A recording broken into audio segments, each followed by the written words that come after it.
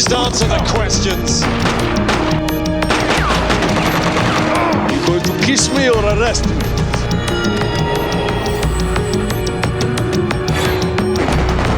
Mr. Jimmy Collins. I've got a bad feeling about this.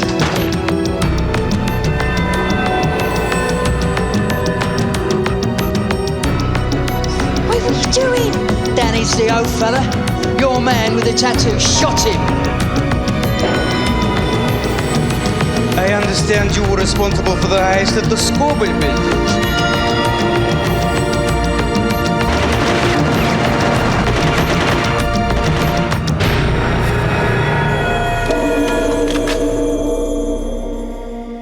One thing that The Getaway does really well is it blurs the distinction between a game and a film.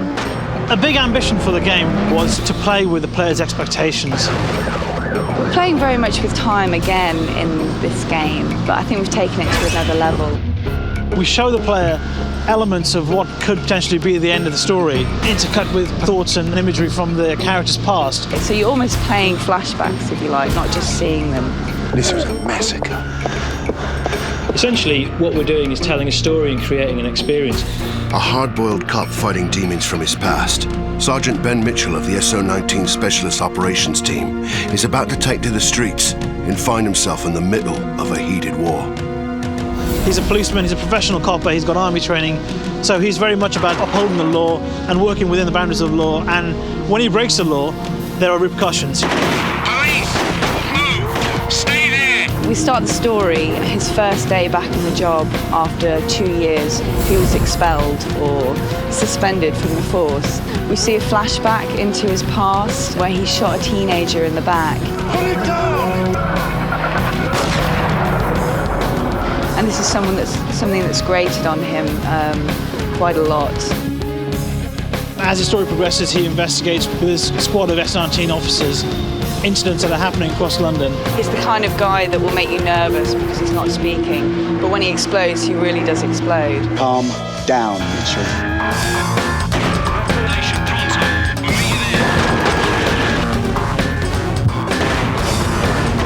Crime rules the streets. New gangs emerge until a botched robbery ends with an entire dead crew save one. Boxer Eddie O'Connor is about to be pulled into the fight of his life. And suddenly the game will completely change and we wake up in a cellar, and this is boxer Eddie O'Connor, who is from a recognisable world of The Getaway. He's all about gangland, he's all about the East End. It's more about using that kind of that pub or barroom brawl style combat. He's the kind of guy that you really want to get to know down the pub and have a pint with, but also he's got this lovable side that can turn quite violent because of where he's from, because of the kind of guy he is, and he likes getting in a rut.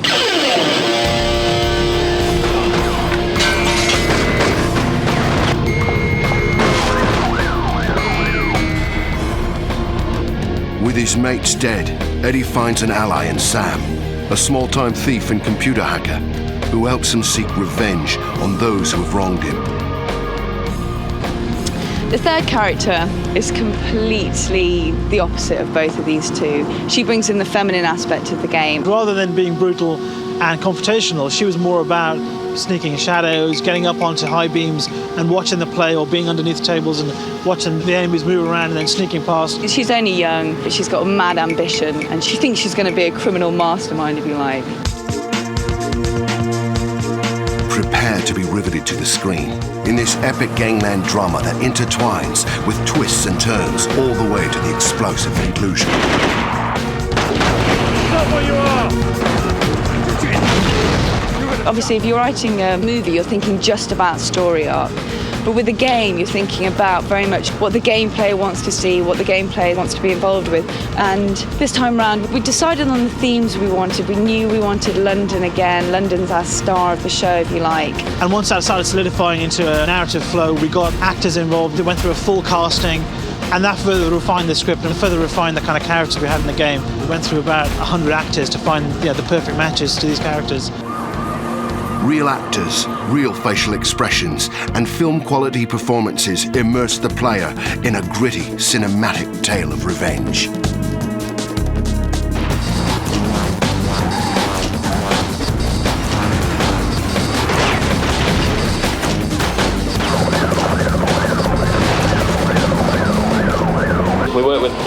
image metrics who provide facial motion capture so that our animators could then concentrate on performance. So when they're doing the motion capture, not only do they have like the motion capture suits, in fact they have optical motion capture and magnetic and data gloves, but they also have a video camera filming their face and a mic recording the voice. So not only are we capturing the movements, but we're capturing the whole performance from the lip sync, the facial expressions, and all the expressiveness of their voice. So if they're doing something physical or they're having an argument or something, that really comes across. It's much more of a true performance rather than a guy locked in a studio with a script in his hand.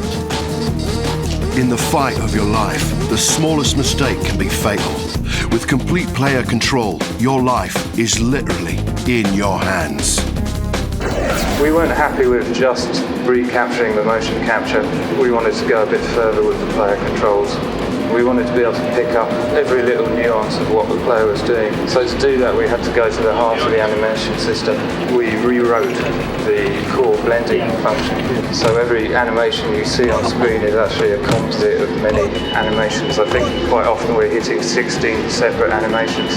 Additionally, we've added the health into that. So if you imagine you can go from 0 to 100 health and 0 to 100 speed, at any point, depending on where the stick is, depending on how many shots you've taken, you can be on this little graph and have a very, very smooth motion. So you feel a lot more in control of the player feels a lot more realistic.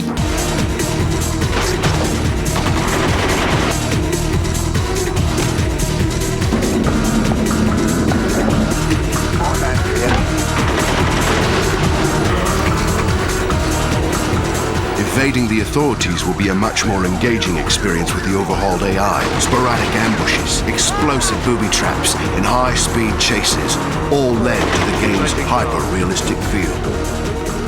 This time around, the AI has access to a lot more of the player character's moves, so they can do things like crouching behind walls, like stealthing around corners, creeping underneath walls, maybe doing the jumps as well. We've reworked a lot of our driving AI, and we've incorporated a new technique we call smart driving, which allows our AI vehicles to travel at very high speeds through the busy, congested streets of London.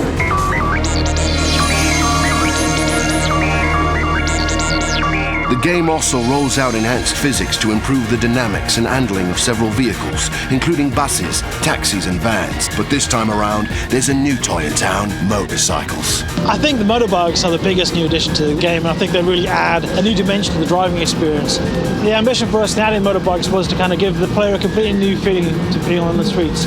Being on a motorbike and weaving through big double-decker buses. When you're on a motorbike, you can access things like pedestrian ways, areas that will be blocked off for the main traffic. You're allowed to access, so you may be able to lose the cops there, you may be able to find little kind of secret places, to find hidden cars, hidden motorbikes, or hidden accessories, as in guns. Be prepared to be transported to another side of London, a side that's much more dirty, gritty, and real than just the touristy locales. You play it as Mitch, as the police officer, and you're called there very much in a kind of an emergency. The scrapyard's a front for a dodgy car business, but you're working your way through the kind of legitimate front to get at this person at the back. Doing the photo shoot was dangerous enough. I mean, there were the people showing us around the scrapyard were really reluctant to take us to certain bits. It's dangerous, cars fall off, and there's things, the petrol tanks explode for no good reason. This is real life. So as a game location, it's got a lot of scope. Move to the right. IC3 mile, black trousers and vest, carrying a bag. The Underground's great because you start off and you're in the CCTV room for the cutscene and you see something on the platform king off, but you can't get there yet. So you have to use the whole of the back stairs and the back ways into the platform that only the station manages. You're not just getting the public view of the Underground. The end of the level will take you onto the train. So then you've got to use the train and obviously be very aware of the people that are on that train, because you're a policeman, you can't just go firing madly, but you've got to get someone that's heading towards the front of the train.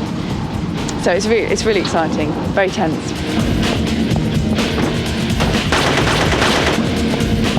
The Getaway Black Monday takes you into a shadowy world of desperate men in desperate times. A world from which the only escape is an explosive ending that twists and turns, leaving a heavy imprint on your heart and soul.